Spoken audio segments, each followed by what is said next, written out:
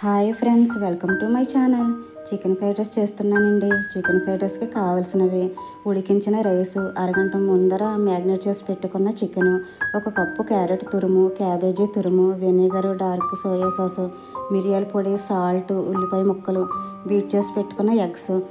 ముందుగా స్టవ్ వెలిగించి వెడల్పాటి గిన్నె పెట్టుకుని కొంచెం ఆయిల్ వేసి బీట్ చేసి పెట్టుకున్న ఎగ్స్ వేసి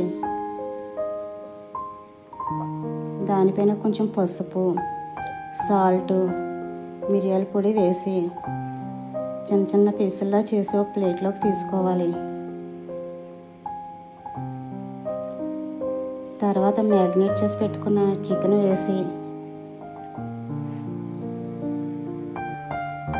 బాగా వేగాక అవి ఒక ప్లేట్లో తీసుకోవాలి. తర్వాత ఉల్లిపాయ ముక్కలు వేసి కొంచెం వేగాక క్యాబేజీ తురుము, క్యారెట్ తురుము వేసి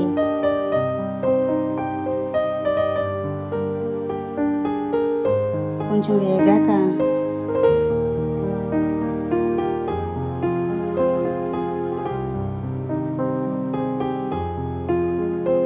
ఉడికించిన రైస్ వేసి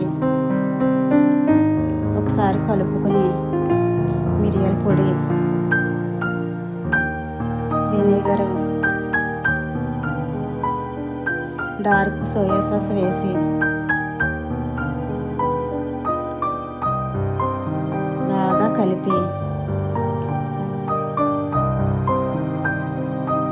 తగినంత సాల్ట్ వేసి ఫ్రై చేసుకున్న చికెన్ ముక్కలు, ఎగ్ ముక్కలు వేసి హై ఫ్లేమ్లో 2 సెకండ్లు ఉంచి ఒక ప్లేట్లోకి తీసుకోవాలి. అంతేనండి, చికెన్ ఫ్రైడ్ రైస్ రెడీ అండి. Thanks for watching. మా వీడియో మీకు నచ్చినట్లయితే లైక్ చేయండి, షేర్ చేయండి, సబ్స్క్రైబ్ మై ఛానల్.